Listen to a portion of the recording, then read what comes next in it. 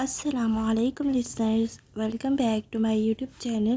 اور آج مالا کی ایپیسوڈ نمبر 50 ہے۔ تو فائنلی 50 ایپیسوڈز ہو گئیں، ہاف سینچری کمپلیٹ ہو گئی۔ اگر آپ لوگوں نے ابھی تک ایپیسوڈز نہیں سنی ہیں تو وہ سارے ایپیسوڈز جو ہے میرے چینل پہ اپلوڈ ہو رکھی ہیں اور پلے لسٹ بھی بن گئی ہے، آپ لوگ چینل وزٹ کر کے سن سکتے ہیں ایپیسوڈ کو۔ اور بھی بہت سے ناولز ہیں، بہت سے تو نہیں، خیر تھوڑی سی ہیں، کیونکہ ابھی مجھے اتنا ٹائم نہیں ہوا یوٹیوب پر آئے ہوئے، اس لیے اگر آپ لوگ وہ ناول بھی سننا چاہتے ہیں تو وہ بھی سن سکتے ہیں۔ تو چلیں پھر کرتے ہیں آج کی ایپیسوڈ کو سٹارٹ۔ بسم اللہ الرحمن الرحیم۔ مالا کے جانے کے بعد انہوں نے آنکھیں کھولیں۔ کمرہ اب بھی دھندلا تھا، لیکن وہ کمرے کو نہیں دیکھ رہی تھیں، وہ کچھ اور دیکھ رہی تھیں۔ جانے سے پہلے وہ انہیں کس آگ کا ڈراوا دے رہی تھی، وہ کس اچھائی اور برائی کی بات کر رہی تھی۔ یہ دنیا نگینہ سلطان کے لیے ہمیشہ سے آگ تھی۔ دھندلے کمرے میں کوسے قزح کے سارے رنگ بکھرنے لگے، ہر روشن ذرے میں ایک تصویری کہانی نپاں تھی۔ وہ کمرے میں دائیں بائیں گھومنے لگیں، ایک کے بعد ایک منظر۔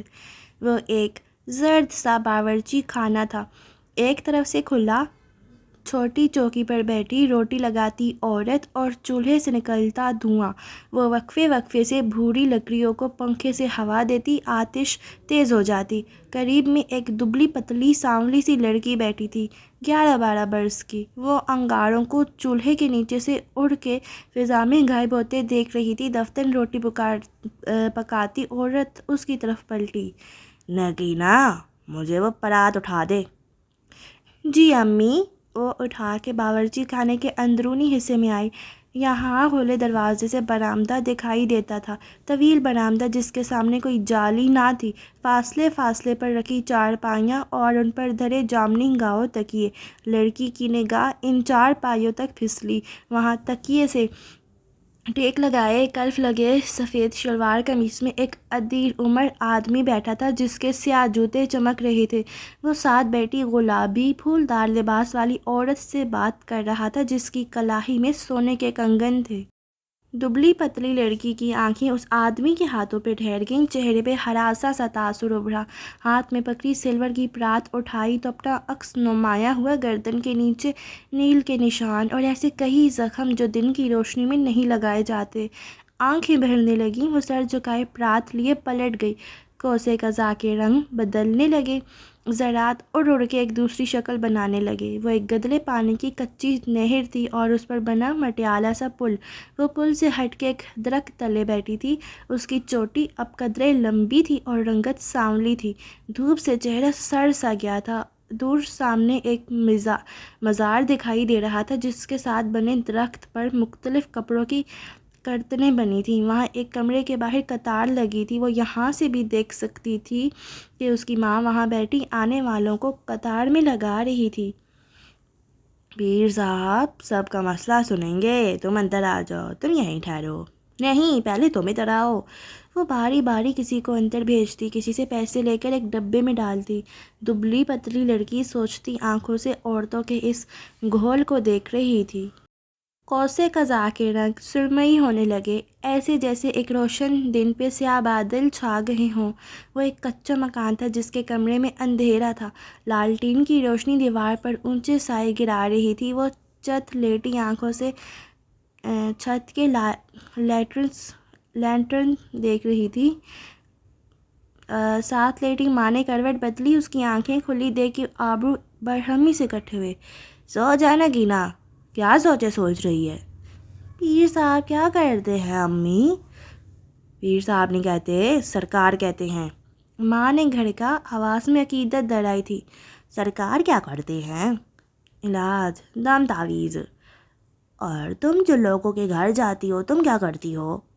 مجھے علم آتا ہے، لیکن بس اتنا کہ کسی کا مسئلہ حل ہو جائے، چوری کا سراغ مل جائے۔ اور سرکار؟ ان کے پاس بڑے جنات ہیں، وہ سارے مسئلے حل کر سکتے ہیں۔ وہ میرا کوئی بھی مسئلہ حل کر دیں گے؟ اتنا نہ سوچا کر، دماغ کو جنات چڑھ جائیں گے، چل سو جا۔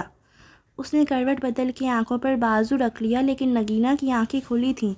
سرکار کے قبضے میں جنات ہیں، وہ جو دکھائی نہیں دیتے، وہ جو سب کر سکتے ہیں۔ اس کی آنکھیں چمک رہی تھیں۔ وہ جو سمندروں کی تہوں میں چھپا خزانہ لا سکتے ہیں، وہ جو آسمانوں سے تارے توڑ کے لا سکتے ہیں، وہ جو کسی کا دل کسی کے لیے مائل کر سکتے ہیں، وہ جو انتقام لے سکتے ہیں، وہ جو چودھریوں کے گھر کو آگ لگا سکتے ہیں۔ مجھے بھی جنات چاہیے امی، وہ بڑبڑائی، لیکن ماں نے نہیں سنا۔ اس کی آنکھیں بند تھیں اور کھراٹے گونج رہے تھے۔ اس کے کھراٹوں میں مشین کی بپ بپ گڈ مڈ ہونے لگی۔ نگینہ بیگم نے آنکھیں کھولیں۔ کوسے قزح راکھ بن کے ان کے بالوں میں اتر آئی تھی۔ وہ دبلی پتلی لڑکی جانے کب جھریوں زدہ چہرے اور سفید بالوں والی یہ نحیف اور لاغر عورت بن گئی تھی، انہیں معلوم ہی نہیں ہو سکا۔ زندگی جیسے پلک جھپکنے میں گزر گئی تھی۔ انہوں نے بدقت کروٹ لینی چاہی، تکلیف سے کراہ نکلی۔ انہوں نے پلکیں بند کیں۔ وہ سونا چاہتی تھی، لیکن نیند کسی ایلیوژن کی طرح تھی۔ وہ تھی اور وہ نہیں تھی۔ کیا وہ سو رہی تھیں؟ کیا وہ جاگ رہی تھیں؟ پلکیں کھولیں تو منظر بدل چکا تھا۔ وہ ہسپتال کا کمرہ نہ تھا، وہ ایک دھول اڑاتی لمبی کار تھی جو اونچے کھلے گیٹ سے اندر داخل ہو رہی تھی۔ ایک سنہرا دن، دھول کا بادل، اور وہ دوپٹے کا کونا منہ میں دبائے لڑکی جو دالان میں لگے درخت کے پیچھے سے جھانک رہی تھی۔ دھول کا بادل چھٹا، کار کا دروازہ کھلا اور وہ باہر نکلا، گورا چٹا، لمبا اونچا، سن گلاسز لگائے۔ کسی ملازم نے پیچھے سے سرگوشی کی، یہ بڑے صاحب کا بھتیجا ہے، سلطان، دبئی سے آیا ہے۔ وہ یک ٹک اسے دیکھ رہی تھی۔ ساری دنیا بس ان کی سن گلاسز کے شیشے میں قید ہو چکی تھی۔ دھول چھٹنے لگی، ہسپتال کے کمرے کی سفیدی واپس آنے لگی۔ اسٹاف اور نرس ان کے گرد کھڑے تھے۔ زیاد ان کو سہارا دے کر اٹھا رہا تھا۔ ویل چیئر سامنے تھی۔ اندرانی ان کو جوتے پہنا رہی تھی۔ وہ انہیں کسی ٹیسٹ کے لیے لے جا رہے تھے۔ بھوری دھول ایک دفعہ پھر چھانے لگی۔ کوسے قزح کے سارے رنگ مزار کے سامنے لگے درخت پر بندی قطرنوں میں اترتے گئے۔ وہ دم توڑتی شام کی ہوا میں جھول رہی تھی۔ مغرب چھا رہی تھی۔ رش اب چھٹ چکا تھا۔ آج اس کی ماں وہاں نہیں تھی، اس لیے وہ ادھر موجود تھی۔ اندر ہال کمرے میں سرکار اپنے ممبر پر براجمان تھے۔ ساتھ ایک مرید بیٹھا بیزار سا اسے دیکھ رہا تھا۔ وہ دو زانوں ہوئے ان کے سامنے بیٹھی تھی، سر پہ دوپٹہ لپیٹے۔ وہ چہرے پہ امید اور بے بسی لیے کہہ رہی تھی، مجھے ایک انسان چاہیے سرکار۔ مرید نے خفگی سے کچھ کہنا چاہا، لیکن انہوں نے انگوٹھیوں والا ہاتھ اٹھا کے روکا۔ وہ سیاہ لمبے بالوں اور سرما لگی آنکھوں والا ہٹا کٹا سا انسان تھا، سر پہ نارنجی رومال باندھے، ہاتھ میں تسبیح کے دانے گھماتا۔ وہ چمکتی آنکھوں سے اسے دیکھ رہا تھا۔ آن کی قیمت ادا کرنی ہوتی ہے لڑکی، جو آپ مانگے میں دوں گی۔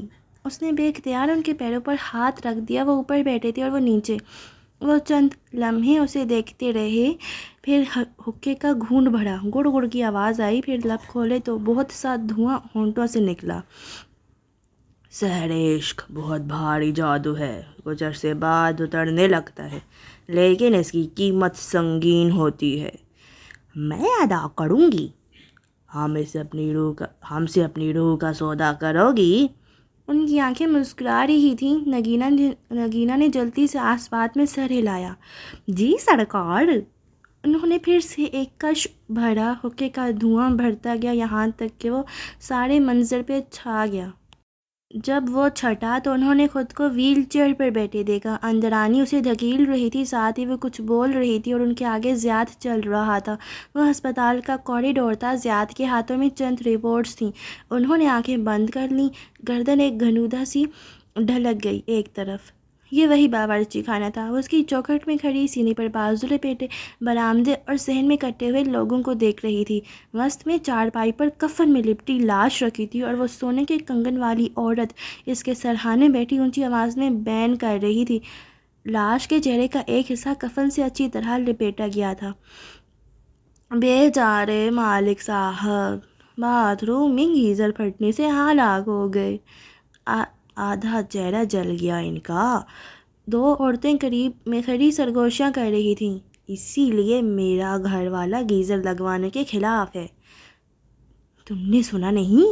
مولوی صاحب کی بیوی کہہ رہی تھی کہ یہ جنات کا کام لگتا ہے۔ ایسے کیسے اچانک سے؟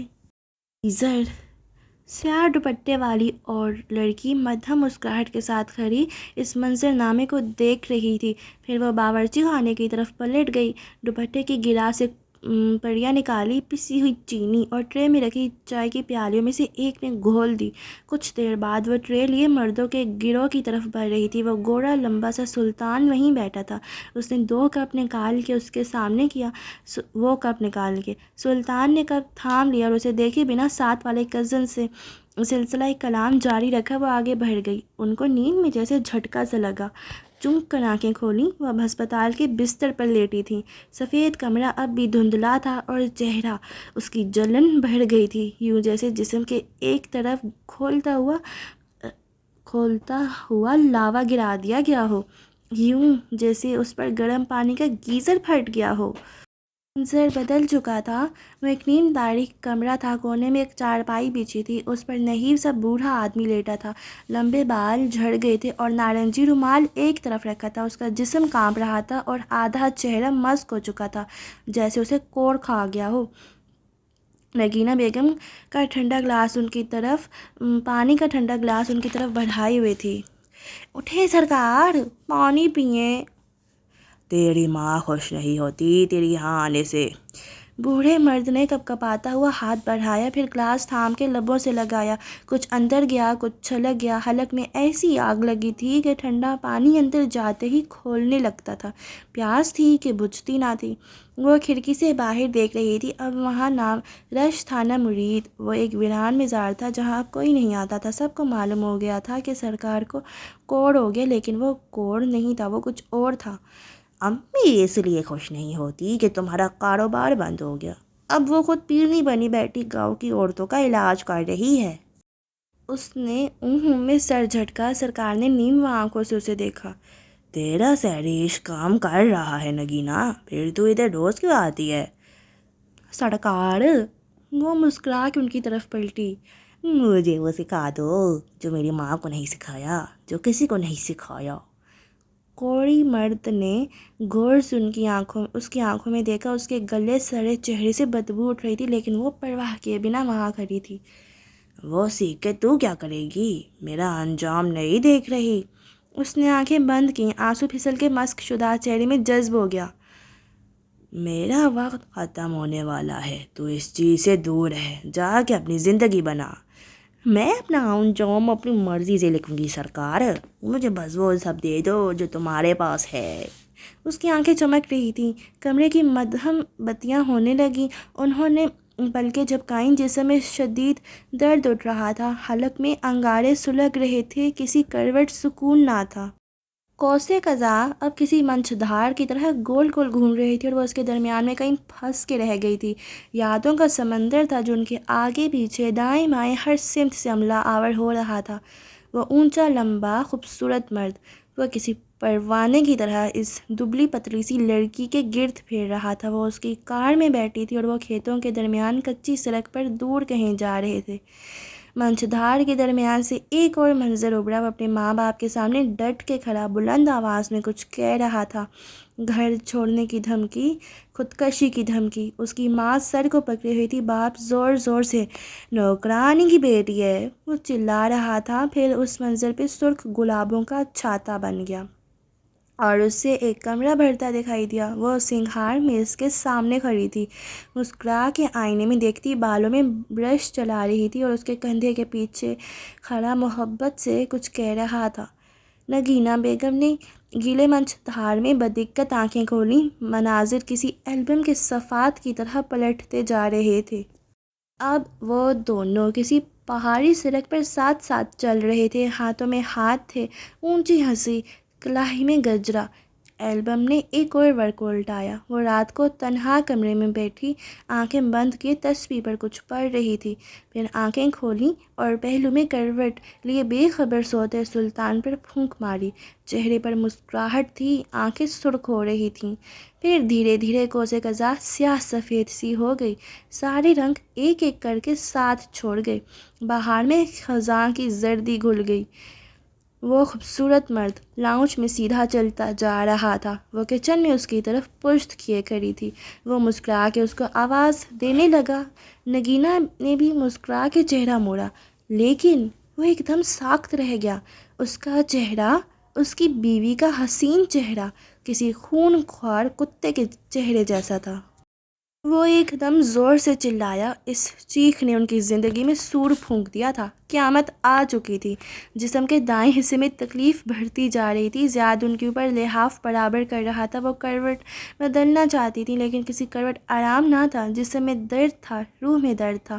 وہ ایک بیڈ روم تھا جس کا حلیہ بگڑا ہوا تھا۔ سلطان ایک ایک چیز الماری سے نکال کے پٹک رہا تھا، ساتھ ہی وہ اونچا اونچا چلا رہا تھا۔ بستر پر لیٹا ایک ننھا بچہ رو رہا تھا۔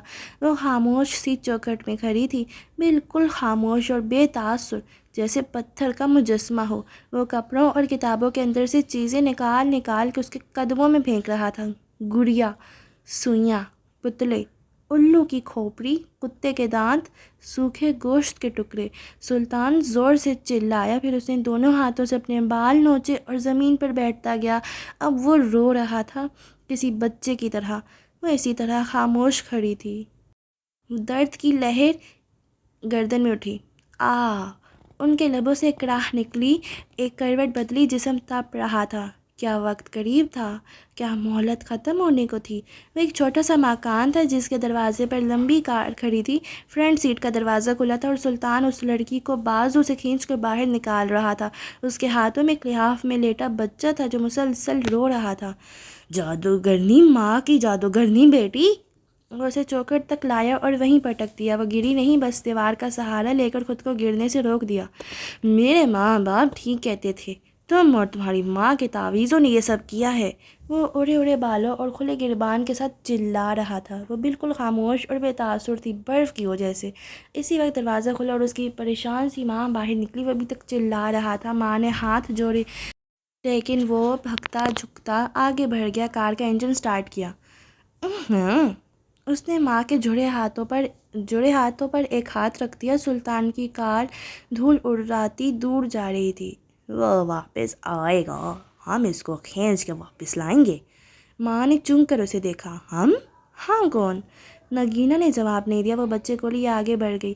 بستر میں جیسے لوہے کے نشتر نکل آئے تھے۔ جس طرف کروٹ لو وہ جسم میں ترتے جاتے تھے۔ کیا موت کا فرشتان پہنچا تھا یا ابھی کچھ مہلت باقی تھی؟ یاد ماضی نے ایک نیا ورق الٹا۔ وہ نیا کلف لگا لباس پہنے دروازے کے باہر کھڑی تھی۔ بچہ گود میں تھا۔ اس کی ماں پریشان سی کھڑی تھی۔ وہ کار واپس آ گئی تھی۔ سلطان چپ چاپ باہر نکلا اور فرنٹ سیٹ کا دروازہ کھول دیا۔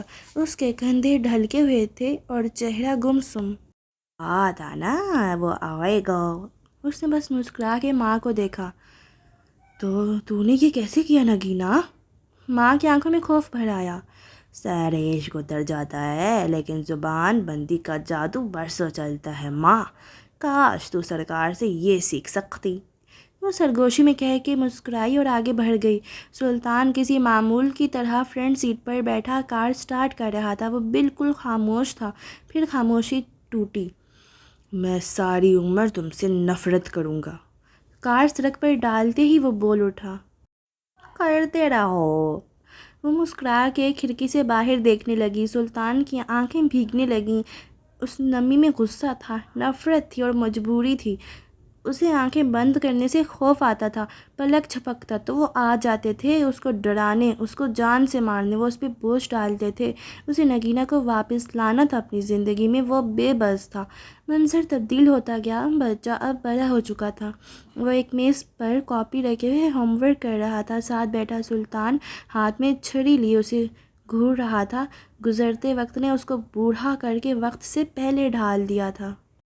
رنگت کملا گئی، شخصیت ماند پڑ گئی۔ ایک ایک کر کے وہ ہر رشتے سے کٹتا گیا۔ وہ اپنی بیوی کا غلام تھا، ایسا غلام جو اس سے نفرت کے باوجود اس کے چنگل سے دور نہیں جا سکتا تھا۔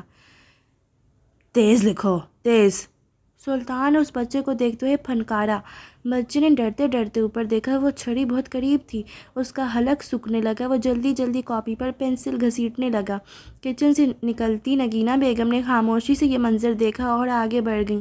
یہ ان کی پڑھائی کا وقت تھا۔ سرکار کو مرے برسوں گزر چکے تھے اور انہوں نے خود کو سرکار بنا لیا تھا۔ ان کا رخ سیڑھیوں کی جانب تھا۔ نیچے بیسمنٹ میں ان کا کام ان کا منتظر تھا۔ سارے مناظر بجھتے کوئلوں کی طرح ٹھنڈے پڑتے گئے، لیکن جسم کے اندر سلگتی آگ بڑھتی جا رہی تھی۔ کیا وقت قریب تھا؟ انہوں نے آنکھیں بند کر لیں۔ کیا مہلت ختم ہو چکی تھی؟ نہیں، انہیں کچھ وقت مزید چاہیے تھا۔ انہیں ایک آخری کام ابھی کرنا تھا۔ رات سیاہ چادر کی مانند سارے پہ چھائی تھی۔ طویل دور رویا سڑک کے کنارے بنا وہ ایک گیس اسٹیشن تھا۔ اس شہر میں ڈاؤن ٹاؤن سے دور ہٹتے جاؤ تو کمرشل عمارتیں دور دور واقع دکھائی دیتی، ایک منزلہ مخروطی چھت والی شاپس، اور ہر شاپ کہیں کہیں کنال پہ پھیلی ہوتی۔ ہر عمارت کھلی کھلی سی بنی تھی، جیسے شمالی امریکہ میں جگہ بہت اور لوگ کم ہوں۔ ایسے میں اس گیس اسٹیشن کے عقبی طرف دو حیولے سے آمنے سامنے کھڑے تھے۔ مجھے میرے پیسے وقت پہ نہیں مل رہے زیاد بھائی، ناخوش سا کیف سامنے کھڑے زیاد سلطان سے کہہ رہا تھا۔ میرے اکاؤنٹ کا تھوڑا مسئلہ چل رہا ہے، میں خود ایک مفرور کی زندگی گزار رہا ہوں، ذرا وقت لگے گا، لیکن 3 دن تک میں تمہاری تمام اجرت کلیئر کر دوں گا۔ وہ جیبوں میں ہاتھ ڈالے بے نیاز سا کھڑا تھا۔ اس سے بہتر تھا میں ماہر فرید کے ساتھ ڈیل کر لیتا۔ کیف نے نخوت سے ناک سکوڑی۔ وہ جیسے بیزار تھا۔ زیاد نے بہت ضبط سے سانس اندر کھینچی۔ کیف، وہ دانت پہ دانت جما کے کہنے لگا، تم نے مجھے ماہر فرید کی موجودگی کے بارے میں نہیں بتایا، کیوں؟ جب پیسے پورے دیں گے تو معلومات بھی پوری ملے گی۔ وہ اکھڑا اکھڑا سا تھا۔ زیاد کے جیبوں میں چھپے ہاتھوں کی مٹھیاں بھیج گئیں۔ اگر تم ایک آخری کام کر دو تو میں طے شدہ رقم سے دگنا ادا کروں گا۔ کیف جمال چونکا، زمین کو مسلتا اس کا جوگر رکا، آنکھیں چھوٹی ہوئیں۔ سڑک پہ تیز بھاگتا ایک ٹرک زن سے ان کے ساتھ سے گزرا۔ ایک لمحے کے لیے شور اور روشنی کے بعد واپس اندھیرا اور سناٹا چھا گیا۔ اس آخری کام کے بعد تم آزاد ہو، چاہے ماہر فرید سے ڈیل کرو، چاہے شیطان سے۔ کیف جمال بھری ہوئی شیو کو مسلتے ہوئے بغور سننے لگا۔ زیاد کے ہونٹوں سے نکلنے والے اگلے الفاظ پہ اس کی آنکھوں میں الجھن ابھری۔ لیکن کیوں؟ پھر اس نے خود ہی شانے اچکا دی۔ خیر، مجھے وجہ نہیں جاننی، میں تیار ہوں۔ کہتے ہوئے اس نے موبائل نکالا۔ رات اب تاریک اور بوجھل تھی، بارش سے پہلے کے بادلوں کی طرح، ٹوٹے دل کی طرح۔ اگلا سورج طلوع ہوا تو اپنے ساتھ ایک نیا دن لایا۔ وہ بظاہر ایک عام سا دن تھا، اسی عام سے دن کی طرح جو 1 سال پہلے کشمالہ مبین کی زندگی میں آیا تھا۔ وہ دن جس کی صبح ماہر فرید کے کیف جمال بن کے اس کی زندگی میں داخل ہونے سے ہوئی تھی۔ وہ دن جس کی دوپہر اس کا کیریئر ختم ہونے سے ہوئی تھی، اور وہ دن جس کی شام زیاد سلطان کی لائی گئی سحر زدہ براؤنی سے ہوئی تھی۔ ایسے عام دن سے کسی کی بھی زندگی میں بنا چاپ کے داخل ہو جاتے ہیں، بھیس بدل کے، خود کو چھپا کے، اور پھر ایک دم سے ساری زندگی پلٹ دیتے ہیں۔ اس صبح شاپنگ مال کی رونق معمول کے مطابق اپنے عروج پہ تھی۔ مالا کی کافی شاپ پہ البتہ رش کم تھا۔ وہ سیاہ ایپرن پہنے، سر پر پی کیپ جمائے، سر جھکائے سنک میں گلاس دھو رہی تھی۔ پانی کے چھینٹے اڑ اڑ کے ایپرن کو بھگو رہے تھے۔ ذہن کسی نقطے پہ پھنسا تھا۔ آج کیف بھی نہیں آیا تھا۔ اس کا صبح میں صرف ایک میسج موصول ہوا تھا کہ وہ کچھ دن کام پہ نہیں آ سکے گا۔ کیا زیاد نے اسے ایسا کرنے کو کہا تھا؟ مگر کیوں؟ اس کے ارتکاز کو توڑنے والی آواز میسج ٹون کی تھی۔ اس نے گہری سانس لی اور ایپرن کی جیب سے موبائل نکالا۔ وہاں ماہر فرید کا میسج جگمگا رہا تھا۔ تم سبرینا سے مل کے خوش نہیں ہوئی، میں جانتا ہوں، حالانکہ اس کا اس سب میں کوئی قصور نہیں ہے۔ کشمالہ کا چہرہ بے تاثر رہا، البتہ انگلیاں تیزی سے ٹائپ کرنے لگیں۔ میری زندگی میں سبرینا سے بڑے مسائل ہیں ماہر بے۔ چند لمحے کی خاموشی چھا گئی، پھر ٹون بجی۔ مجھے کبیرہ کے بیٹے عالیان کو ڈھونڈنا ہے۔ مالا کے چہرے پہ غیر آرام دہ سا تاثر ابھرا۔ میں نہیں جانتی وہ کہاں ہے۔ اس نے پی کیپ سے نکلتی لٹ کو بے چینی سے کان کے پیچھے عرصا۔ تمہیں لگتا ہے وہ اپنا نام بدل چکا ہوگا؟ عالیان کا نام اب عالیان نہیں ہے کشمالہ۔ مجھے نہیں معلوم۔ وہی ہے جو ہلال کے ساتھ قید ہوا تھا، وہ اس کے ساتھ بڑا ہوگا۔ مجھے ہلال نے اس کا نام بدر بتایا تھا۔ شاید اس کی آنکھیں بھیگنے لگیں، اسکرین دھندلی ہونے لگی۔ وہ اس کو بتا سکتی تھی، وہ جانتی تھی کہ جسے وہ تلاش کر رہا ہے وہ کہاں تھا۔ وہ چند فکروں میں ماہر فرید کی زندگی کی سب سے بڑی مسٹری کھول سکتی تھی۔ سرکار، بدر، ہلال، لیکن نہیں، میں کبیرہ تائی سے بات کروں گی۔ جلدی ٹائپ کر کے بھیجا اور سیدھی ہوئی۔ ایک لڑکی اندر داخل ہوتی دکھائی دی تھی۔ مالا تیزی سے کیش کاؤنٹر کے پیچھے آ کھڑی ہوئی اور چہرے پر کینیڈین مسکراہٹ سجا لی۔ گڈ مارننگ، آپ کیا لیں گی؟ کشمالا مبین، اس نے جھجکتے ہوئے پوچھا۔ چونکہ وہ لڑکی کافی فربا تھی، ایک ہاتھ میں چند شاپنگ بیگ سے دوسرے سے بار بال درست کر رہی تھی۔ وہ پریشان تھی، اس نے اسے پہلے بھی کہیں دیکھا تھا۔ کہاں؟ جی، آپ کون؟ اس کی مسکراہٹ غائب ہوئی اور آبرو اکٹھے ہوئے۔ میں روبی ہوں۔ ہیلو، اس نے بدقت مسکراتے ہوئے ہاتھ بڑھا دیا۔ مالا نے اس کا ہاتھ ملایا۔ وہ موٹا اور بے حد نرم سا تھا، کسی بچے کے جیسا۔ اس نے غور سے لڑکی کو دیکھا۔ بڑے گالوں والا چہرہ، بے حد گھنی مڑی ہوئی پلکیں جو غالباً آئی لیش ایکسٹینشنز تھیں، نیلا آئی لائنر اور لمبے ایکریلک کے ناخن۔ میں کیف کو ڈھونڈ رہی ہوں، وہ میری کال نہیں اٹھا رہا۔ اور ایک دھماکے سے اسے یاد آیا، یہ وہ لڑکی تھی جس کی شادی کا شوٹ کیف جمال نے کرنا تھا۔ اس روز اس نے اسے کیف کے ساتھ دیکھا تھا۔ کیف نے بتایا تھا کہ یہ اس کی کلائنٹ تھی۔ میں نہیں جانتی کیف کہاں ہے، اس نے مجھے کہا ہے کہ وہ چند دن تک کام پہ نہیں آئے گا۔ وہ سر جھکا کے فون کھولنے لگی۔ دوسری جانب خاموشی چھا گئی۔ جب اس نے چہرہ اٹھایا تو دیکھا روبی کی آنکھوں میں پانی بھرا ہوا تھا۔ کیف بھاگ گیا ہے نا؟ آنسو ٹپ گرنے لگے۔ میں نہیں جانتی، اس نے مجھے کچھ نہیں بتایا۔ اس نے غور سے دیکھتے ہوئے فون ایک طرف رکھ دیا۔ تم کسی اور کو ہائر کر سکتی ہو۔ روبی نے جواب نہیں دیا۔ وہ شکستہ قدموں سے چلتی ہوئی قریب رکھی ایک کرسی پر جا بیٹھی، سر ہاتھوں میں گرا لیا اور ایک دم پھوٹ کے رونے لگی۔ سب خراب ہو گیا، سب کچھ، میری شادی، میرا اہم دن۔ وہ بلک کے رو رہی تھی۔ وہ چند لمحے کاؤنٹر کے پیچھے کھڑی اسے دیکھے گئی۔ وہ شادی کے دن کے خراب ہونے پہ کیوں رو رہی تھی؟ شاید وہ یہ نہیں جانتی تھی کہ اس کا شوہر ایک اذیت دینے والا مرد نکلے گا اور ایک دن اسے ایک باکس کے ساتھ اپنا گھر چھوڑنا پڑے گا۔ اس کی شادی کا فوٹو شوٹ اسے کیوں کروانا تھا، جس کا انجام طلاق ہی تھا یا سمجھوتا؟ روبی، اس نے سکون سے ایک گلاس میں برف بھری، پھر پانی ڈالا، اسٹرا رکھا اور کاؤنٹر کے پیچھے سے نکل کر اس کے میز تک آئی۔ گلاس اس کے سامنے رکھا اور مقابل کرسی کھینچی۔ روبی نے بھیگی پلکیں اٹھا کے اس سیاہ پی کیپ والی لڑکی کو دیکھا۔ اس کا نیلا لائنر پھیل چکا تھا اور ناک گلابی ہو رہا تھا۔ ہفتے کے دن میری شادی ہے، وہ روندی ہوئی آواز میں بولی۔ میں اس کو ایڈوانس دے چکی تھی۔ اب میرے پاس اتنے پیسے نہیں ہیں کہ کسی دوسرے فوٹوگرافر کو ہائر کروں، اور ایک دن کے نوٹس پہ کوئی کام نہیں کرتا۔ یہاں سب بکڈ ہے، باہر کا سارا سیزن بکڈ ہے۔ ٹھنڈے پانی کا انچھوا گلاس خاموشی سے اسے دیکھتا رہا۔ اس کی بیرونی سطح پر پسینے کے قطرے گرتے رہے۔ وہ لڑکی اسی طرح روئے جا رہی تھی۔ میں تمہارے لیے کیا کر سکتی ہوں؟ اس نے تمہارا نام لیا۔ اس نے بچوں جیسے موٹے ہاتھوں سے گال صاف کیے۔ نیلی لکیریں چہرے پر پانی کی نہروں کی صورت جمع تھی۔ میں اس کی فوٹوگرافی کمپنی کا حصہ نہیں ہوں۔ وہ سکون سے سینے پہ بازو لپیٹے ہوئے تھی۔ اس نے مجھے رات میں ایک میسج چھوڑا تھا، اگر کوئی مسئلہ ہو تو میں تمہارے پاس آؤں۔ زیاد سلطان، اس نے افسوس سے گہری سانس لی۔ اس نے کیف جمال کو غائب ہو جانے کے لیے کہا تھا، ایسے کہ وہ اپنے کام کا ملبہ مالا پہ ڈال جائے، لیکن وہ اس کے لیے تیار تھی۔ وہ اس دن سے اس کے لیے تیار تھی جب اس نے کیف جمال کو ہائر کیا تھا۔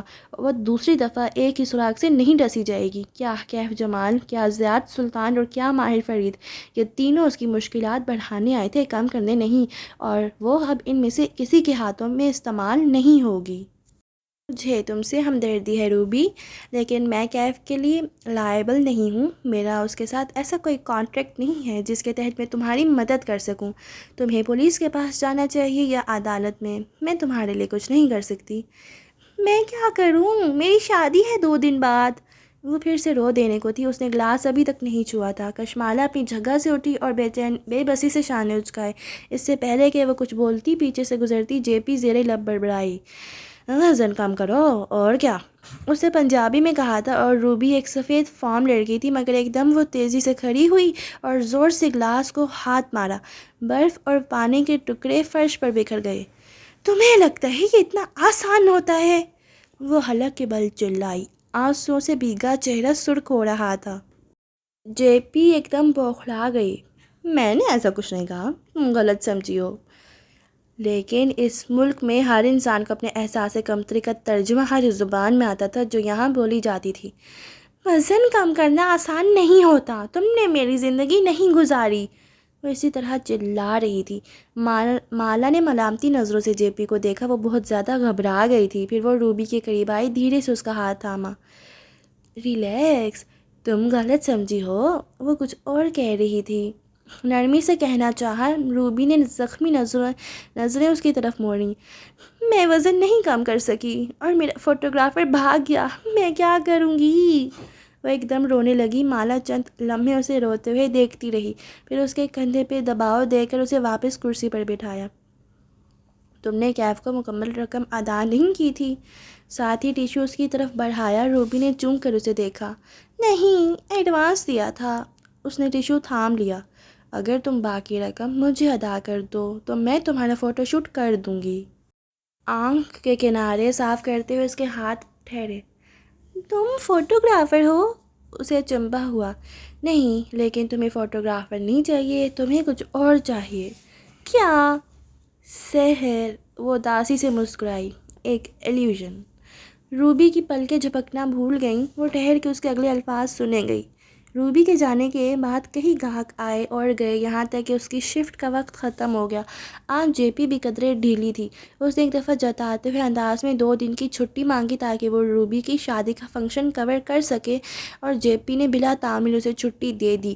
اگر روبی شکایت کر دیتی تو معاملہ کہاں جا پہنچتا؟ جے پی تصور بھی نہیں کر سکتی تھی۔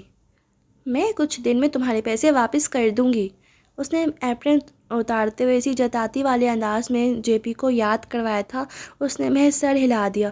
وہ ٹرینچ کوٹ پہنے، بالوں کو گول مول کر کے کیچڑ میں لگائے جس وقت شاپ سے نکلی، ماہر فرید سامنے مال کی راہداری میں آتا دکھائی دیا۔ آج تمہارا باڈی گارڈ نظر نہیں آ رہا؟ وہ ہمیشہ کی طرح آشاش پشاش تھا۔ سیاہ پینٹ، سفید شرٹ، جیبوں میں ہاتھ، ماتھے پر بکھرے بال اور بڑی شیو۔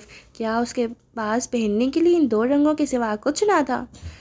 وہ مجھے دھوکہ دے کر بھاگ گیا ہے۔ مالا نے اس کی نگاہوں کے تعاقب میں سامنے والی شاپ کو دیکھا جہاں کیف جمال بیٹھا کرتا تھا، لیکن اس نے یہ پہلی دفعہ نہیں کیا۔ اگلا فقرہ اس نے قدرے اونچا کہا تھا۔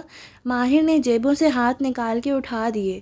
میں کیسے بھول گیا تھا کہ ہر بات میں پہلا قصور ماہر فرید کا ہوتا ہے۔ وہ سر جھٹک کے آگے بڑھ گئی۔ ماہر نے ایک نظر کافی شاپ کے شیلف کو دیکھا۔ شیلڈن کے گملے تلے کوئی نوٹ دکھائی نہیں دیتا تھا۔ اسے مایوسی ہوئی۔ اس دفعہ کتنا نقصان کر کے گیا ہے؟ وہ مال کی راہداری میں آگے بڑھ رہی تھی، وہ اس کے پیچھے آیا۔ اس کا دیا نقصان میں تول یا گن نہیں سکتی۔ ہم اس کو ٹریس کرنے کی کوشش کر سکتے ہیں۔ وہ ملک سے باہر نہیں گیا ہوگا۔ اس جیسا انسان کینیڈا آ کے یوں ہی واپس نہیں جاتا۔ جب مجھے تمہاری مدد کی ضرورت ہوگی میں بتا دوں گی۔ وہ دونوں ساتھ ساتھ مال کی راہداری میں آگے بڑھ رہے تھے۔ چند لمحے یوں ہی پھسل گئے۔ اس کی خاموشی پہ وہ جیسے زج ہو گئی۔ کیا سارے شہر کی کافی شاپس بند ہو گئی تھی جو یہاں آئے ہو؟ زیاد سلطان۔ وہ آگے بڑھ گئی تھی۔ ماہر 2 قدم پیچھے تھا۔ اس کے ان الفاظ پہ وہ رک گئی۔ کیا؟ چونک کر اس کی طرف پلٹی۔ مجھے زیاد سے ملنا ہے۔ وہ وہیں کھڑا تھا، سنجیدہ، قطعی انداز۔ وہ فیصلہ کر کے آیا تھا۔ کیوں؟ اس کا دل زور سے دھڑکا۔ کیونکہ وہ ہلال کے بارے میں جانتا ہے، وہ سرکار کو جانتا ہے۔ وہ قدم قدم چلتا اس کے سامنے آ رکا۔ ارے ہاں، تم اسے پوچھو گے اور وہ فوراً سب سچ بتا دے گا۔ مالا نے سمجھتے ہوئے سر ہلایا۔ پوچھنے پہ سب سچ نہیں بتاتے، جانتا ہوں۔ وہ غور سے اس کی آنکھوں میں دیکھ رہا تھا۔ کیا اسے کوئی شک تھا؟ میں تمہیں اس کا نمبر بھیج دیتی ہوں، جو کرنا ہے کر لو۔ میری زندگی میں اس سے بڑے مسائل ہیں۔ مالا نے چہرہ موڑ لیا۔ وہ نہیں چاہتی تھی کہ وہ اس کی پلکوں کا ارتعاش دیکھ لے۔ مثلاً وہ اسے دیکھ رہا تھا اور وہ سامنے ایک چمکتی دمکتی شاپ کی شیشے کی دیوار کو۔ جانتے ہو ہر وقت کسی کے ریڈار کے نیچے رہنا کتنا مشکل ہوتا ہے۔ شیشے کی دیوار میں بہت سے جوتے سجے تھے، ہائی ہیلز، ایک کچے سیب کے رنگ کی بھی تھی۔ اس کی نگاہیں اس پہ جم گئیں۔ یہ احساس کہ ہر وقت کوئی آپ کا تعاقب کر رہا ہے، آپ کو دیکھ رہا ہے۔ اس نے جواب نہیں دیا، بس غور سے اس کا چہرہ دیکھے گیا۔ وہ مال کی زرد روشنیوں میں مزید زرد دکھائی دیتی تھی۔ کیا وہ بیمار تھی؟ اس کی آنکھوں تلے ہلکے تھے، چہرہ میک اپ سے پاک تھا اور زخموں کے نشان اب مندمل ہو چکے تھے۔ وہ خوف زدہ نہیں تھی، وہ پریشان تھی، یا شاید چکنی۔ وہ فیصلہ نہیں کر سکا۔ سبرینہ درست کہتی تھی، وہ جو سارے زمانے کے انسانوں کو پڑھ سکتا تھا، اس لڑکی کو دیکھتے ہوئے اس کی آنکھوں کا لینس دھندلا ہو جاتا تھا۔ تم ٹھیک ہو؟ اس نے سنا نہیں کہ وہ کیا کہہ رہی تھی، اس نے بس وہی سنا جو وہ پوچھ رہا تھا۔ مالا نے دھیرے سے سر جھٹکا۔ مجھے کچھ شاپنگ کرنی ہے، چلو گے؟ اگلے چند منٹ خاموشی سے گزرے۔ وہ ایک شاپ میں داخل ہوئی، سیدھی ایک ریک تک گئی، مطلوبہ شے اٹھائی، ایک سفید پیکٹ اور کاؤنٹر تک چلی آئی۔ بل پے کر کے وہ باہر نکل آئی۔ وہ خاموشی سے اس کے بولنے کا انتظار کیا گیا۔ ونرز میں داخل ہوتے تک وہ نہیں بولی، بس ایک کپڑوں کے سیکشن تک آئی۔ وہاں بہت سے ڈریسز ہینگر سے آویزہ کیے گئے تھے، 20 ڈریسز پھنسے پھنسے سے۔ ایک ایک ہینگر نکالنے میں توانائی لگتی تھی۔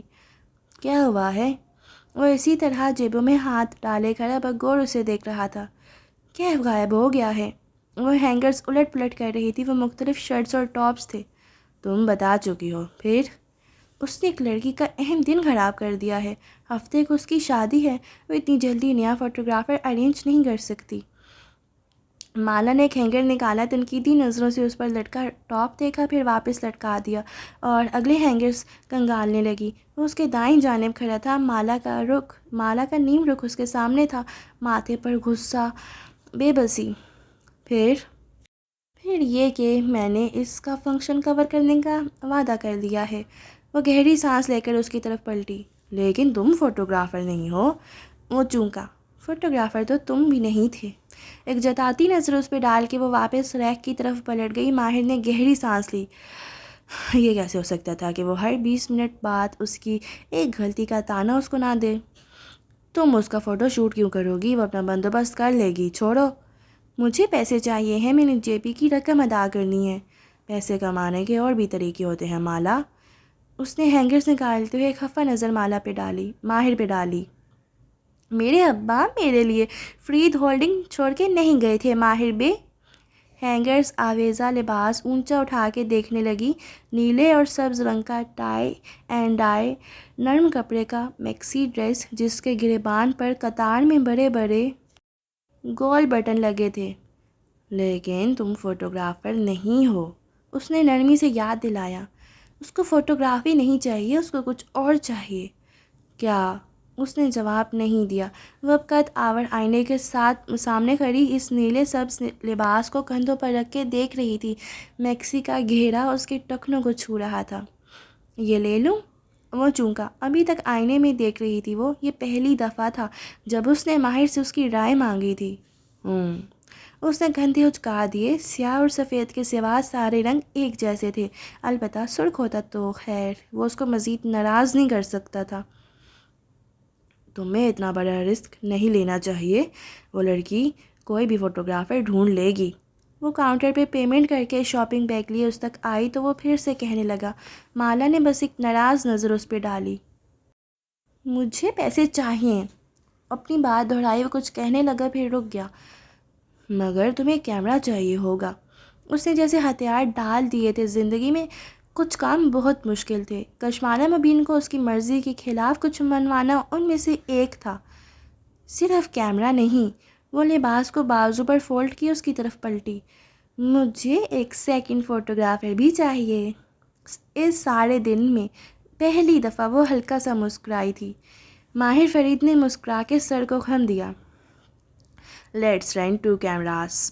اس نے آگے بڑھ کے شاپ کا دروازہ کھولا اور ایک طرف ہٹ کیا۔ وہ راہداری میں آگے بڑھتی گئی۔ یہ فائنلی شکر ہے اس نے ماہر سے تھوڑی سی تو نرمی سے بات کی ہے۔ کتنی اچھی لگی ہے نرم سے بات کرتے ہوئے۔ اس کو ہفتے کے دن بہت سے کام کرنے تھے، لیکن وہ اپنا شیڈیول خالی کر سکتا تھا۔ مالا نے اسے پہلی دفعہ ایک کام کہا تھا، وہ اس کو انکار نہیں کر سکتا تھا۔ شاید وہ اس کی غلطی معاف کرنے کو تیار تھی، شاید وہ اس پہ اعتبار کرنے کو تیار تھی، یا شاید وہ اسے بیوقوف بنا رہی تھی۔ اس کی آنکھ کا عدسہ پھر سے دھندلا رہا تھا۔ روبی کی شادی کا انتظام کھلی فضا میں ایک سبزہ زار پر کیا گیا تھا۔ 2 قطاروں میں کرسیاں رکھی تھیں، ایک سفید پھولوں اور سبز پتوں سے سجا پلیٹ فارم تھا۔ وہاں بہت سی میڈس آف آنر قطار میں کھڑی دلہن کا انتظار کر رہی تھی۔ مالا ان سے ہٹ کے سبزہ زار پہ کھڑی منتظر نگاہوں سے داخلہ گاہ کو دیکھ رہی تھی، جہاں سے مہمان اندر آ رہے تھے۔ کیمرے کا سٹریپ گردن میں لٹکائے، بالوں کو جوڑے میں باندھے، وہ ہاتھ میں پانی کی بوتل پکڑے ہوئے تھی۔ آج موسم قدرے گرم تھا، لیکن یہ وینکوور تھا، چند منٹ میں ٹھنڈ ہو سکتی تھی۔ تم لیٹ ہو۔ جب وہ داخلہ گاہ سے اندر آتا دکھائی دیا تو وہ خفا سا بولی۔ اس نے سفید ہوڈی پہن رکھی تھی اور کندھوں پر ایک بیک پیک تھا، آنکھوں پر سن گلاسز اور چہرے پہ مسکراہٹ۔ خوش قسمتی سے میرے باپ نے میرے لیے فری ہولڈنگ چھوڑی تھی اور مجھے اس کے کام ختم کرتے کرتے وقت لگ جاتا ہے۔ وہ اسکین سامنے آ کے رکا، آنکھوں سے گلاسز اتارے۔ دھوپ اب ماہر کی پشت پہ تھی۔ اوہ ہاں، میں کیوں بھول جاتی ہوں کہ تم ایک ویڈنگ فوٹوگرافر نہیں ہو جس کا نام کیف تھا۔ اس نے اپنے کیمرے کو سیدھا کرتے ہوئے ماہر کی جانب سے رخ موڑ لیا۔ وہ اب بھی دھوپ اور اس کے درمیان کھڑا تھا۔ تم مجھے اس سب کے لیے معاف نہیں کر سکتی؟ ماہر فرید نے گہری سانس لے کر افسوس سے پوچھا تھا۔ نہیں۔ اس نے کلاہی پر بندھی گھڑی دیکھی۔ روبی ہمارا انتظار کر رہی ہوگی۔ وہ آگے بڑھ گئی اور تب وہ بولا، آئی ایم سوری۔ اچھا گائز، اگر ادھر زیادہ ہوتا تو کیا کہتا؟ I am sorry. مالا نے پلٹ کے اسے دیکھا۔ وہ اب دھوپ کی طرف تھی اور وہ سائے میں تھا۔ وہ اس کا چہرہ ٹھیک سے نہیں دیکھ سکتی تھی۔ کیف جمال بن کے تمہاری زندگی میں آنے کے لیے، تمہیں سچ نہ بتانے کے لیے، آئی ایم سوری۔ کشمالا نے جواب نہیں دیا، بس سر ہلا دیا اور آگے بڑھ گئی۔ مجھے زیاد سے ملنا ہے۔ وہ دونوں سبزہ زار کے دہانے پر بنی عمارت کی طرف بڑھ رہے تھے جب وہ بولا، تمہیں میری اجازت چاہیے۔ وہ جیسے اس موضوع سے احتراز برت رہی تھی۔ مجھے اس کا نمبر چاہیے۔ بھیج دوں گی۔ بھیجنا ہوتا تو تم کل بھیج چکی ہوتی، مگر تم نہیں چاہتی کہ میں اسے ملوں۔ تم اس سے مل کے کیا کرو گے؟ اس نے قلعے نما عمارت کا دروازہ کھولا۔ اندر باہر کی نسبت نیم اندھیرا اور ٹھنڈ تھی۔ وہ جانتا ہے کہ ہلال کہاں ہے اور سرکار کون ہے۔ زیاد سلطان ہماری کہانی کا وہ کردار ہے جو سب جانتے۔ وہ تمہیں کیوں بتائے گا کچھ؟ ہر انسان کو کچھ نہ کچھ چاہیے ہوتا ہے۔ میں اسے ہلال کے بدلے میں کوئی ڈیل کر سکتا ہوں۔ ہاں، اس ایک کام میں تم بہت اچھے ہو۔ مالا نے گلہ میں اس نظروں سے اسے دیکھا۔ وہ قلعے کی سیڑھیوں کے ساتھ کھڑی تھی، سارا وجود اب نیم اندھیرے میں تھا۔ وہ میرے ساتھ ایک عرصے سے ڈیل کرنا چاہتا ہے۔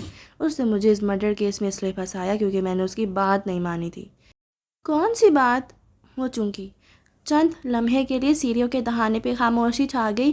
لکڑی کے زینوں کے دونوں کناروں پر موم بتیاں جل رہی تھیں۔ چھت سے لٹکتا فانوس بھی دمک رہا تھا۔ وہ کچھ دیر اس مدھم روشنی میں مالا کے چہرے کو دیکھتا رہا۔ وہ آنکھوں کی پتلیاں سکوڑے اس کو پڑھنے کی کوشش کر رہی تھی۔ اس نے کہا تھا کہ میں تمہاری زندگی سے نکل جاؤں، مگر تم میری زندگی میں تھے ہی نہیں۔ کسی کھلی کھڑکی سے ہوا کا جھونکا اندر آیا۔ بہت سی موم بتیوں کے شعلے خوف سے پھڑ پھڑ آئے اور ماہر فرید نے گہری سانس لی۔ جانتا ہوں، اسی لیے میں نے اس کی بات نہیں مانی۔ اب بھی وہ یہی کہے گا۔ اگر ہلال کے بدلے میں وہ یہ شرط رکھتا ہے تو تمہیں جلد سے جلد میری زندگی سے نکل جانا چاہیے۔ ہلکے سے شانے اچکا کے وہ زینے چڑھنے لگی۔ ماہر نے جواب نہیں دیا۔ وہ اس کے پیچھے ہو لیا۔ ہر قدم کے ساتھ زینے سے لکڑی کے چٹکنے کی آواز آتی تھی۔ میں صرف اس سے بات کرنا چاہتا ہوں کیونکہ میں جان جاتا ہوں کہ لوگ مجھ سے کب سچ بولتے ہیں اور کب نہیں۔ وہ اسی طرح اوپر چڑھتی رہی، مڑ کے نہیں دیکھا۔ کیا وہ ایسے ہی کہہ رہا تھا یا اسے کوئی شک تھا؟ تمہیں زیاد سے ملنے کی ضرورت نہیں ہے، وہ ہلال کو واپس کر دے گا۔ وہ اوپر جا چکی تھی۔ وہ چند سینے نیچے تھا، ریلنگ پر جمایا ہاتھ وہیں ٹھہر گیا۔ چونک کر اس کی پشت کو دیکھا۔ کیا اس نے ایسا کہا ہے؟ وہ ایک دم تیزی سے لپک کے اس کے سامنے آئے۔ وہ اس سے نگاہ ملائے بغیر ایک کمرے کے بند دروازے کی طرف جا رہی تھی۔ اس کی نچلی درز سے روشنی جھانک رہی تھی۔ وہ کر دے گا، وہ میرے لیے یہ کر دے گا۔ مالا نے دروازے کے ہینڈل پر ہاتھ رکھا۔ وہ اب بھی اسے نہیں دیکھ رہی تھی۔ کیوں تم تو اسے الگ ہو رہی ہو، پھر وہ کیوں؟ اور اگلے ہی لمحے کسی نے اس کے دل پر پیر رکھ لیا۔ تم واپس اس کے پاس چلی جاؤ گی؟ وہ بے یقین تھا۔ یہ تمہارا مسئلہ نہیں ہے۔ اس نے دروازہ کھول دیا، اندر سے بہت سی روشنی باہر آئی۔ وہ ایک ہوادار اونچی کھڑکیوں والا روشن کمرہ تھا۔ ایک کونے میں قد آور آئینہ رکھا تھا جس کے سامنے سفید ریشم کے لباس والی روبی کھڑی تھی۔ وہ آئینے میں خود کو دیکھتے ہوئے سر پہ رکھا جالی دار ویل درست کر رہی تھی۔ آہٹ پہ پلٹی، انہیں دیکھ کے مسکرائی۔ یہ ماہر ہے، میرا سیکنڈ فوٹوگرافر، وہ رسمی مسکراہٹ کے ساتھ کہتی آگے آئی۔ وہ جب بہت کچھ کہنا چاہتا تھا، لب بیچے خاموش ہو گیا۔ تمہیں اپنا وعدہ یاد ہے نا؟ مجھے تصویروں میں پتلا نظر آنا چاہیے۔ روبی کی آنکھوں میں بہت سے ستارے دمک رہے تھے۔ مالا مسکرائی، اس دفعہ اس کی مسکراہٹ خالص تھی۔ میں پوری کوشش کروں گی۔ روبی، تم ویسے بھی بہت خوبصورت ہو۔ وہ دیوار سے ٹیک لگائے، پیروں کی کینچی بنائے، جیبوں میں ہاتھ ڈالے کھڑا تھا۔ ماتھے کی شکلیں گہری تھیں۔ سفید لباس والی دلہن اس کی طرف گھومی، تیوریاں چڑھ گئیں۔ میں ایک موٹی لڑکی ہوں، ایک پلس سائز لڑکی، اور بالکل بھی یہ مت کہنا کہ سارے جسم خوبصورت ہوتے، کیونکہ یہ وہ بات ہے جو موٹے لوگوں نے اپنے جیسے دوسرے موٹے لوگوں کا دل رکھنے کے لیے گھر رکھی ہے۔ اس کا چہرہ تمتمانے لگا، آنکھوں کے کنارے بھیگ گئے۔ یہ سب کہنے کی باتیں ہیں، ورنہ کسی موٹے انسان کو اپنا جسم پسند نہیں ہوتا، کیونکہ ہمارے اوپر کچھ اچھا نہیں لگتا۔ ہر تصویر کے لیے پوز کرتے وقت ہمیں خوف ہوتا ہے کہ ہمارے جسم کی چربی نظر نہ آ جائے، مگر وہ پھر بھی نہیں چھپتی۔ پھر اس نے مالا کی طرف چہرہ موڑا۔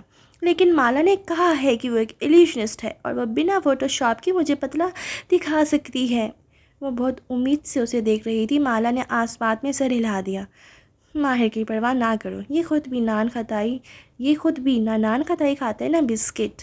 بہت سکون سے کہتی اب وہ روبی کا ویل درست کر رہی تھی۔ ماہر نے شانے اچکا دیے۔ روبی کی ماں آ گئی اور وہ میک اپ آرٹسٹ کے ساتھ اس کے میک اپ کو آخری ٹچز دینے لگے تو وہ اس کے قریب آیا۔ وہ سر جھکائے کیمرے کے بٹن دباتی ننھی اسکرین میں کچھ دیکھ رہی تھی۔ وہ کھنکارا، پلے دا مین اینڈ ناٹ دا بال۔ چونک کر چہرہ اٹھایا۔ وہ نفی میں دائیں بائیں سر ہلا رہا تھا۔ جب کھیلنا نہ آتا ہو تو کھیلنے والے کو کھیلنا چاہیے، ہے نا؟ مطلب؟ وہ واپس کیمرے پہ جھک گئی۔ وہ لڑکی اتنی موٹی نہیں ہے، تمہیں اس کی انسیکیورٹی دور کرنی چاہیے تھی، مگر تم اس کی تصدیق کر رہی ہو۔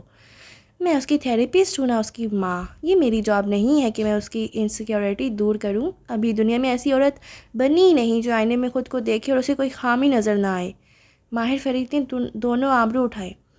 تم بھی؟ اس نے تعجب سے سبز آنکھوں والی خوبصورت لڑکی کو دیکھا جس کے چہرے پہ کوئی میک اپ نہ تھا، صرف شفافیت اور سادگی تھی۔ ہاں، میں بھی۔ مالا نے کھڑکی کے شیشے کو دیکھا جس پر اس کا عکس نمایاں تھا۔ چہرے پر دانے تھے، آنکھوں تلے ہلکے۔ خوبصورتی کی شیلف لائف بہت کم تھی۔ اس نے سر جھٹک دیا۔ مگر کہا نا، کوئی عورت اپنے جسم سے خوش نہیں ہوتی، بالخصوص اگر وہ یہ سمجھتی ہے کہ وہ موٹی ہے تو دنیا کی کوئی طاقت اس کو اس عقیدے سے نہیں ہٹا سکتی۔ میں اس کے لیے کچھ نہیں کر سکتی سوائے اس کے کہ اس کے اہم دن پہ اس کو ایسے دکھا سکوں جیسے وہ خود کو دیکھنا چاہتی ہے۔ وہ جیبوں میں ہاتھ ڈالے، دیوار سے ٹیک لگائے، خاموشی سے کھڑا اسے دیکھے گیا۔ وہ اب کیمرے پہ چہرہ جھکائے بٹن پریس کرتی کہہ رہی تھی، وہ اس وقت صرف ویڈنگ فنکشن کا سوچ رہی ہے۔ شادی کے بارے میں ساری لڑکیاں صرف فنکشن تک کا سوچتی ہیں، اس ایک دن کے لیے اتنا پیسہ اور توانائی صرف کرتی ہیں۔ حالانکہ شادی تو اگلے دن سے شروع ہوتی ہے جب فلیش لائٹس مان پڑتی ہیں اور میک اپ اترتے ہیں، پھر دن کی اصل روشنی میں اصلی چہرے اور نقلی ہیرے صاف دکھائی دیتے ہیں۔ اس کی آواز میں کچھ تھا، کچھ اداس کر دینے والا۔ ساری شادیاں ایک جیسی نہیں ہوتی مالا۔ ہوتی ہیں۔ اس نے چہرہ اٹھایا۔ اب وہاں کچھ نہ تھا، نہ طنز نہ تلخی، صرف ویرانی۔ کیونکہ سارے مرد ایک جیسے ہوتے ہیں ماہر بے۔ وہ کیمرہ لیے آگے بڑھ گئی۔ روبی اس طرف آ رہی تھی۔ وہ مزید کچھ نہیں بولا۔ ان دونوں عورتوں کو سمجھانا فضول تھا۔ وہ بس خاموشی اور قدرے بیزاری سے سیڑھیوں کے دہانے پہ کھڑا وہ سب دیکھتا رہا جو وہاں ہو رہا تھا۔ روبی کو نیچے زینے پہ کھڑا کیا۔ وہ نیچے ایک سیڑھی پر بیٹھی، کیمرہ چہرے پر لگائے کلک کلک کر رہی تھی۔ فلیش لائٹس جل بجھ رہی تھی۔ پھر وہ روبی کے ساتھ جا کھڑی ہوئی۔ اب وہ اسے ننھی اسکرین پر آئے شارٹس دکھا رہی تھی۔ روشنی اور اندھیرے کا امتزاج، زاویوں کا کھیل، پوز، کرنے کا ہنر، سب نے مل جل کے جو تصاویر تخلیق کی تھیں ان کو دیکھ کے روبی کا چہرہ چمک اٹھا، حیرت، خوشی۔ ابھی تھوڑی ایڈیٹنگ کے بعد یہ مزید بہتر ہو جائیں گی، وہ تصویریں دکھاتے ہوئے مسکرا کے کہہ رہی تھی۔ روبی کی آنکھیں بھیگنے لگیں۔ تم نے یہ کیسے کیا مالا؟ اس نے مسکرا کے شانے اچکا دیے۔ کہا نا میں ایک ایلیوشنسٹ ہوں۔ ماہر اسی طرح دیوار سے لگا کھڑا سنجیدہ چہرے سے اسے دیکھ رہا تھا، ذہن میں بس ایک فکرہ گردش کر رہا تھا۔ وہ کر دے گا، وہ میرے لیے کر دے گا۔ رات وینکوور پہ سیاہ بادلوں کی چادر تانی اتری۔ جس وقت ماہر اپارٹمنٹ کا دروازہ کھول رہا تھا باہر بادل برسنا شروع ہو چکے تھے۔ وہ چابیاں ریک میں لٹکاتا جوتے اتارنے لگا، پھر ننگے پیر فرش پر چلتا آگے آیا اور قطرے بیزاری سے کیمرے کا اسٹریپ گردن سے نکالا۔ بیگ پیک ایک طرف پھینکا، وہ نیچے جا گرا۔ ماہر نے گہری سانس لی، جھک کے بیگ پیک اٹھایا اور درست کر کے رکھا، پھر بتیاں روشن کی۔ یہ اس کا سیاہ سفید سا اپارٹمنٹ تھا، اس اپارٹمنٹ سے ملتا جلتا جس میں وہ استنبول میں رہتا تھا۔ 2 رنگوں کا ڈیکور، دنیا سے باقی سارے رنگ جیسے ختم ہو گئے تھے۔ وہ کر دے گا، وہ میرے لیے ایسا کر دے گا۔ کھڑکیوں پر تڑا تڑ بوندیں گر رہی تھی، باہر بیلکنی کی ریلنگ بھی بھیگ چکی تھی۔ وہ باہر آ کھڑا ہوا اور بازو ریلنگ پہ رکھ کے دور نیچے پھیلی رات کو دیکھنے لگا۔ وہ کر دے گا، وہ میرے لیے یہ کر دے گا۔ وہ الفاظ تھے یا کوئی پگھلا ہوا سیسا؟ ماہر نے آنکھیں بند کیں۔ آسمانوں سے برستا پانی اس پر گرتا رہا، بال، چہرہ، ہڈی سب بھیگتا جا رہا تھا، لیکن اندر لگی آگ کسی صورت بجھ نہیں پا رہی تھی۔ اسے کسی سے بات کرنی تھی۔ وہ واپس اندر آیا تو گیلے پیروں کے نشان لکڑی کے فرش پر بنتے گئے۔ اس نے نم ہاتھ سے موبائل اٹھایا اور کانٹیکٹ لسٹ کھولی۔ یاسمین؟ فرشتے کے لفظ پہ وہ رک گیا۔ وہ یاسمین سے بات نہیں کر سکتا تھا۔ اس نے ماہر کو مالا کی زندگی میں واپس جانے اور اسے کنفیوز کرنے سے منع کیا تھا، لیکن وہ کنفیوز نہیں ہوئی تھی۔ وہ واپس اسی شخص کے پاس جا رہی تھی جس سے وہ اتنی مشکل سے پیچھا چھڑا کے نکلی تھی۔ اس وقت اس میں یاسمین کی ڈانٹ سننے کا حوصلہ نہ تھا۔ وہ کانٹیکٹ لسٹ نیچے کرتا واپس بیلکنی تک آیا۔ گیلے قدموں کے نشان اس کے ساتھ باہر تک آئے۔ بیربل سے بات کرنا فضول تھا، وہ ان معاملات میں اچھا ہوتا تو آج سنگل نہ ہوتا۔ وہ بیلکنی میں شیڈ تلے رکھی کرسی پر بیٹھا اور پیر کینچی صورت میز پر رکھ لیے۔ ٹھنڈی ہوا گیلے بالوں سے ٹکراتی رہی، لیکن اس وقت اسے ٹھنڈ نہیں لگ رہی تھی۔ سبرینا؟ وہ زیاد کی سابقہ محبت تھی اور وہ مالا کو ناپسند کرتی تھی، بلکہ ایسے جیسے مالا سبرینا کو بالکل ایسے جیسے مالا سبرینا کو ناپسند کرتی تھی۔ اندھیر بیلکنی میں سر جھکائے بیٹھا ماہر ایک کے بعد ایک نمبر دیکھ رہا تھا۔ موبائل کی نیلی روشنی چہرے کو چمکا رہی تھی۔ وہ کس سے بات کرے جو اس کی بات سمجھ سکے؟ اسے نہیں چاہیے تھی ہلال کے لیے اس کی قربانی، اسے زیاد سلطان سے ایسی کوئی ڈیل نہیں کرنی تھی۔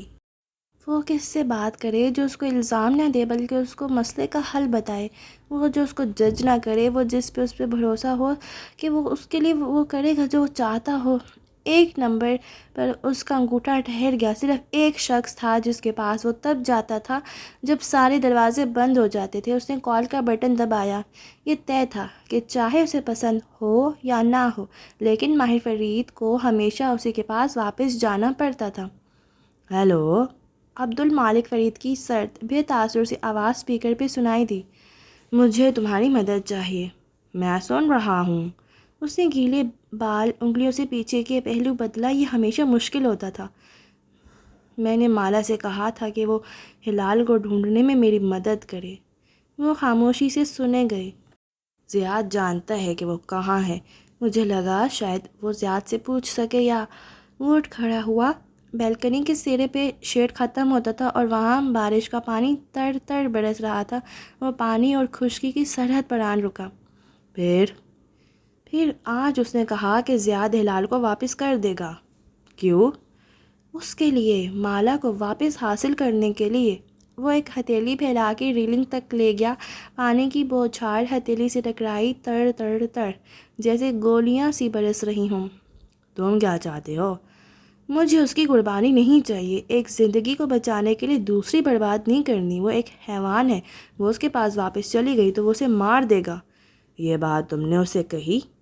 اس نے کبھی میری بات مانی ہے؟ تم کیا چاہتے ہو؟ وہ ایک دفعہ پھر اپنی زندگی خراب کر لے گی تو وہ دوبارہ اسے پیچھا کیسے چھوڑا؟ تم کیا چاہتے ہو؟ انہوں نے تم پہ زور دیا۔ ماہر نے گہری سانس لی، ہتھیلی واپس کھینچ لی، ٹھنڈی ہوا سے گیلے بال اور لباس سوکھنے لگے تھے۔ میں زیاد سے ملنا چاہتا ہوں لیکن وہ مجھے اسے ملنے نہیں دینا چاہتی۔ تمہیں اس کی اجازت چاہیے۔ نہیں، اسی لیے تمہیں کال کر رہا ہوں۔ وہ ہلکا سا مسکرایا۔ تم مجھے زیاد سلطان کو ڈھونڈ کے دو گے؟ اس کی ماں وینکوور میں کسی ہسپتال میں ایڈمٹ ہے، وہ اس سے ملنے آتا ہوگا۔ مجھے اس ہسپتال کا نام وغیرہ معلوم کر دو اور آگے میں اسے ڈھونڈ لوں گا۔ شیور۔ بلا تعمیل کے کہہ کے مالک فرید نے کال کاٹ دی۔ ماہر نے گہری سانس لے کر چہرہ اٹھایا۔ ریلنگ کے پار سیاہ رات اسی طرح بھیگ رہی تھی، بالآخر اس کے جلتے دل پہ بوچھار گرنے لگی تھی۔ تو اسی کے ساتھ ہماری آج کی ایپیسوڈ یہیں ختم ہوئی۔ آپ لوگ جاتے جاتے میرے چینل کو سبسکرائب کرنا مت بھولیے گا اور بیل آئیکن پریس کر دیجیے گا اور ویڈیو کو لائک اینڈ کمنٹ کر دیجیے گا۔ اپنا ڈھیر سارا خیال رکھیں۔ ملتے ہیں نیکسٹ ایپیسوڈ کے ساتھ۔ Bye bye.